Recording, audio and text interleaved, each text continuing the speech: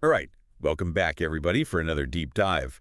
This time, we're going to be checking out UOAlive. UOAlive. Yeah, which is a custom Ultima Online server. Yeah. And, it's been generating a lot of buzz lately, and you send over a whole bunch of stuff. Forum posts and wiki updates, even a YouTube clip. Looks like things are pretty hopping over there. Yeah, it's interesting to see the community that's built up around it, people who aren't just playing the game, but shaping it. Yeah. There's like this mix of, nostalgia, Mm. hardcore strategy, a little bit of good old-fashioned role-playing. It's a real interesting mix. Yeah, I noticed right away just scrolling through all these new and returning players flooding into UOAlive. What is it about this server that's drawing them in?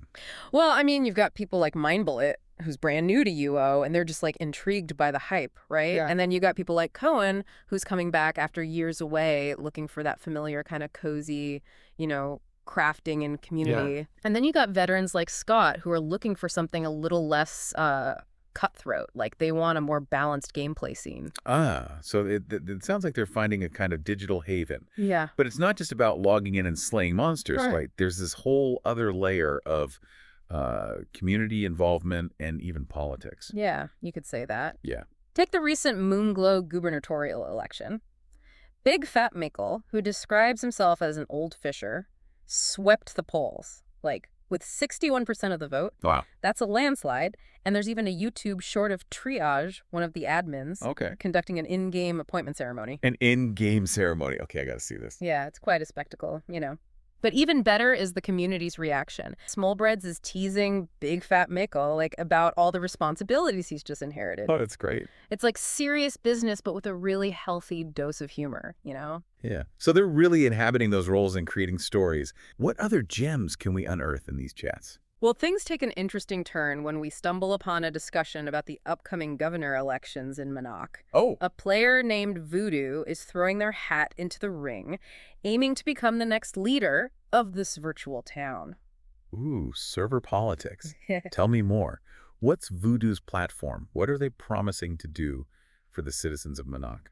Well, Voodoo seems quite passionate about revitalizing Monarch. Right. They criticize the current governor and talk about attracting new players, adding new features, and holding exciting events to bring life back to the town. Sounds ambitious. Yeah. But from what I remember about Ultima Online, Monarch isn't exactly the most bustling town. So it seems like Voodoo has their work cut out for them.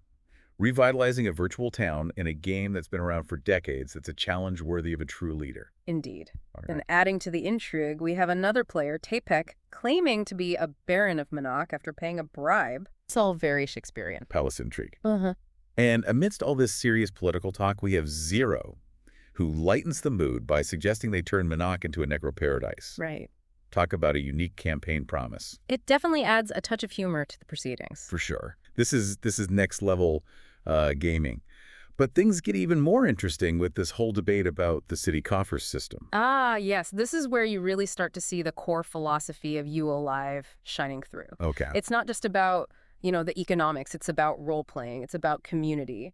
So walk me through this. What's causing all the commotion? Well, we've got Hermes, who's a player with a keen eye for numbers.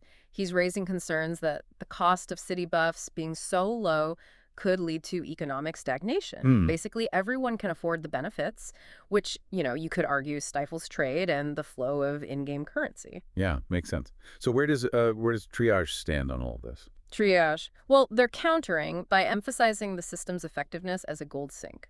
So it's removing gold from circulation, which helps prevent inflation. But more importantly than that, they're highlighting the role-playing aspect. It's not about the gold. It's about the stories and interactions that emerge from players needing to acquire and manage these resources. But I'm seeing other players like Devs Mad and Uncreed jumping into the conversation. They're questioning the point of roleplay trade deals if they don't have a significant impact on the city coffers. It's like they're pushing back against this roleplay over everything approach. They are, and this is where the discussion gets really nuanced, Yeah. is that it's about the events, the shared narratives, the potential for these initiatives to grow with a little admin support. It's like these trade deals might not shift the balance of power overnight, but they're laying the foundation for richer, more immersive role-playing experiences down the line. Layers upon layers. So it's not just about playing the game, it's about co-creating the world alongside the admins. But speaking of, the world, there's this whole question of who's actually in charge in UOAlive. Like, what's the power structure? Romdrul, who is writing the Charter of Vesper, needs to know this. Like, Yeah. where does their in-game governor get their authority? All right. It's not just a casual question. It directly affects how they're role-playing. Yeah, so who is the big boss? Yeah. Some elected council, a mysterious benefactor. Don't leave me hanging. Well, there's some fun speculation at first, right? People throwing out names like Lord British, you know? But then Triage jumps in and clarifies. The current ruler of UOAlive is, well, it's Blackthorn. Blackthorn. You know, the infamous villain from the classic UO lore. Wow, okay, now that's some high-stakes drama. I bet the role players are having a field day with that. Oh, absolutely. But you know, UOAlive isn't just about city politics and power struggles. There's a whole other side to the game that players are getting fired up about, and that's pet taming. Pet taming. A classic. A deep, deep rabbit hole. A deep, deep rabbit hole indeed. Okay. So let's dive down it. What are people saying? Well, we have Sapphire Weapon, who's a returning player, struggling with a classic tamer dilemma. Power versus pack size, right? Yeah. They're looking for advice on one-slot pet packs, effective ones, for a 5-pet setup. You know, it's a balancing act. Yeah. Having a powerful team, but also being able to navigate the world without your pets getting stuck everywhere. Oh, I remember those days. So what's the UOAlive community wisdom on this? Well, Mike Walker, who's another player, a seasoned tamer, he jumps in and starts sharing his own struggles, Yeah. keeping a 5-pet pack alive. Right. He suggests Nausea as a tanky one-slot option, capable of absorbing a lot of damage. But it quickly turns into this brainstorming session with players like Garen Forgeheart recommending Bard Mastery for healing, Ugmar emphasizing the importance of pack composition and specialized roles. Right. So you're not just getting one person's advice, it's like a collective, a taming masterclass. It's really cool how they're not just sharing their successes, but their failures too. Yeah. Like a really supportive environment for learning and experimentation. Yeah, absolutely. And that collaborative spirit shines through even when players are hitting a wall. Take Frim, another player, who's questioning the effectiveness of tamed pets compared to skeletal dragons. Okay. Particularly when you're up against those Paragon Great Dragons. So we're getting into the nitty-gritty of strategy now. Yeah. Tamed pets versus skeletal dragons. What's the verdict? Well, it's not so simple. Yeah. The discussion goes into, you know, the pros and cons of each type. Like, tamed pets have the advantage of tankiness, customizable resists, they can really take a beating. Skeletal dragons, on the other hand, they have the potential for higher damage, but they're not as resilient. So it's like it's a trade-off between a sturdy shield and a sharp sword. Yeah, you could say that. And I imagine the ideal choice really depends on your playstyle and what you're facing. Exactly. And this is where the strategic depth of, you know, UOAlive shines through. Yeah. It's not about finding the best pet. It's about understanding the nuances, experimenting, constantly adapting to the game world. A giant collaborative puzzle It is. that the community is solving, piece by piece. But speaking of shared knowledge, you send over this information about the UOAlive Wiki Contributor Program. This looks like a really amazing resource. Yeah, it really reflects the community's dedication Yeah. to supporting new players, making sure everybody's got the knowledge they need.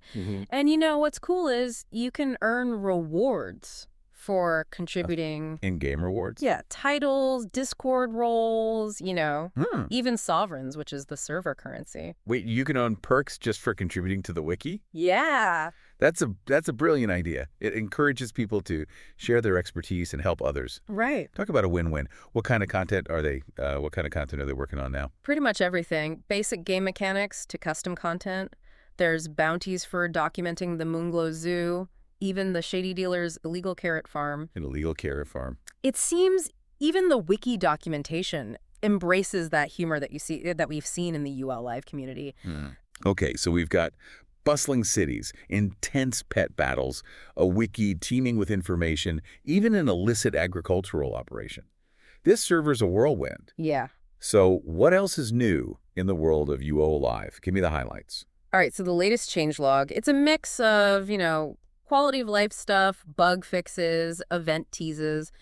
They added a new player vendor mall Moongate, so it's easier for new players to access the economy. Great. The Bloody Sash timer got tweaked, and then there are these hints about Halloween events. Ooh, spooky season. Yeah, they've adjusted the graveyard invasions to be more consistent, and there are these whispers of pop-up trick-or-treat events. I'm getting chills already. It seems like they're really going all out. But, you know, throughout all this stuff that we've been talking about, the forum discussions, the wiki, the changelog, There's this palpable sense of community, Yeah, this shared purpose. absolutely. It's contagious, isn't it? They're not just playing a game, they're building this world together, and the admins are right there with them. Yeah.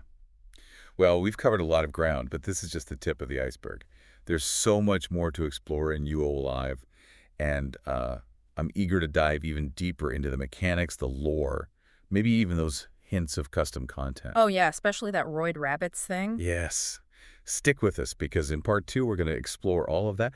We'll get into the strategic depths of pet taming. We'll uncover the secrets of the shady dealer's operation. Maybe even meet those roid rabbits. Maybe even meet those roid rabbits. Who knows? Until then, what kind of legend would you create in the world of UOAlive? Think about it. Think about it.